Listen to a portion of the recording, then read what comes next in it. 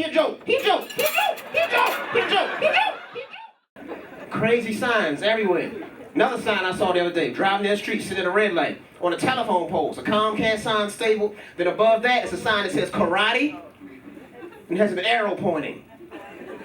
No phone number, no address, just karate in this way. I'm like, you really think I want to follow that? That could be an ambush. That's not giving me enough information right there. It's not telling me you're gonna give me free lessons, anything. Here I am rolling up expecting a lesson, find Chuck Norris behind a dumpster, high on coke, looking for a tussle.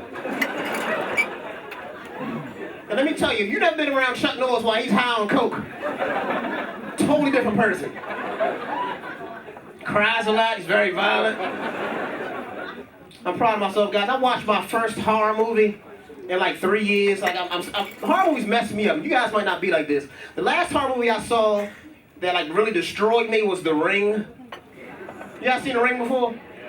If you haven't seen The Ring, let me give you a little backstory on it. It's a movie about a VHS tape,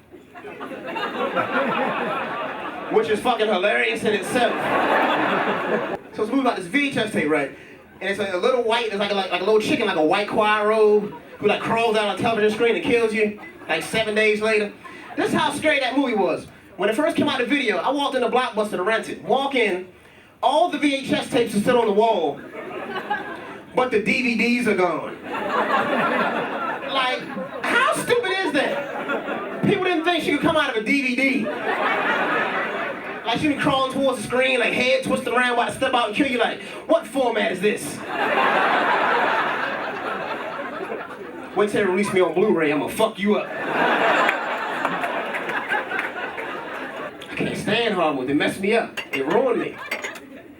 Like, it's not even so much what happens during the horror movies, what happens after. Like, my mind keeps turning, I keep thinking about what I just saw, and for whatever reason, I always take a shower right after I get to watch horror. Like, I'm standing there, like my butt muscles all tight. Like, I'm scared to close my eyes while I'm washing my face. Neutrogena is just burning my pupils. But I can tell it's exfoliating. So it's doing its job. Then I gotta walk through the dark basement, which is the worst. Like, I walk in like every 3 feet, I just punch. Just in case something's in front of me. Do the shit that I learned when I followed that karate sign. It's cool to see like some diversity in the leadership now. And like most people are happy about like Barack Obama being in office, except like a couple dudes. One of those dudes is my father. He hates Barack Obama, but like he never tells you why. He just says the same thing over and over again and his voice gets higher and higher and higher. Like this is a conversation with my father about Barack Obama. Like, Pop, why don't you like Barack Obama? Cause he a joke. He a joke. He a joke. He a joke. He a joke. He a joke. He a joke. He a joke. He a joke. He a joke. Tell me what he done. Tell me what he done. Tell me what he done. Tell me what he done. He ain't done nothing. He ain't done nothing. He a joke. He a joke. He a joke. And then you're like looking at him. He's like, you might as well change your name to Barack. Ha ha. Cause he a joke. Do you feel like trying to lead you into the conversation? He's like, knock, knock. You're like, I'm not answering it. He's like, knock, knock, Jason. Answer the door, Jason. Answer the door. It could be your mother at the door, Jason. It's your mother. Don't leave your mother standing in the cold, Jason. I taught you better than that, boy. Come on, answer the door. You're like, if I answer the door, you're going to be quiet? I don't know. All right, who's there? Barack, because he a joke. Gets all excited with himself, starts explaining it to you. That's why he's on the other side of the door, because he's a joke. Then if like you ever like corner him in that political debate and like hit him with like a good comeback, this is what he does. Well, whoop-de-doo, and he just walks away.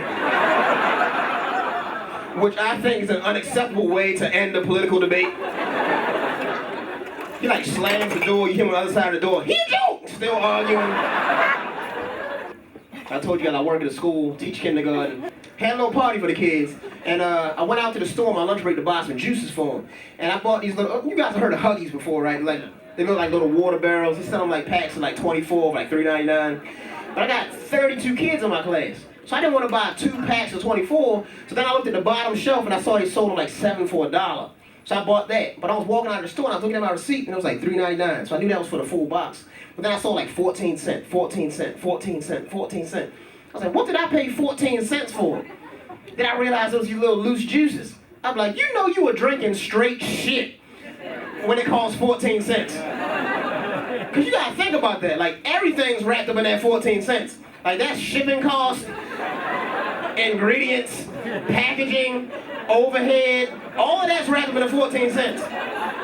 So if they're selling it to you for 14 cents, they got it for free. Like I literally think it'll be healthier to eat or drink 14 cents.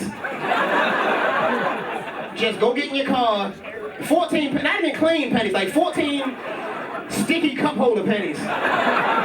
Just put them in your mouth, you'd be better off than drinking one of those shitty juices that I gave to them kids. Come on, yeah, Mr. Weems loves you, come on. You a joke. Yeah, it's crazy, like we got Bloods in Baltimore, but there are no Crips. Except this one dude. Like, I got a problem with that. I got a problem with there being no Crips. Because in my opinion, in order to be a gang, you have to have a rival gang. Like, otherwise, you're just a bunch of dudes with similar tastes and colors.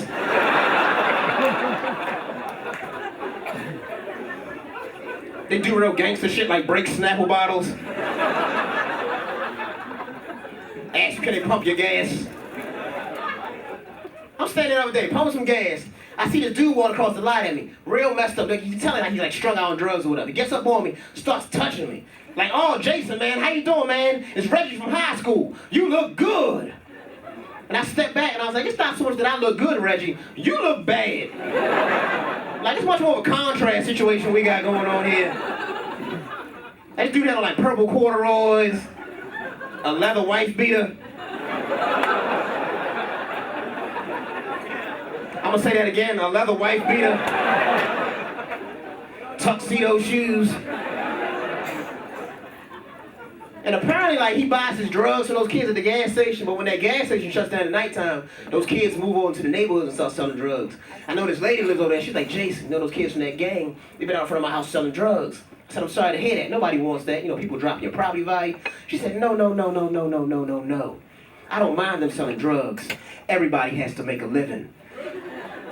It's what she said. They're just so loud. Like, what? Then I thought about it, I guess that would be kind of frustrating. Some dudes out in front of your house like, hey! Would anybody like to buy some crack?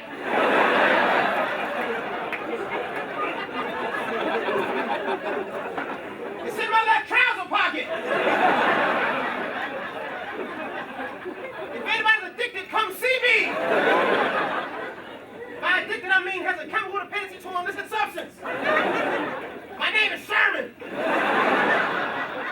It's like German with an SH. That dude is the worst drug dealer ever. He's the worst drug dealer ever.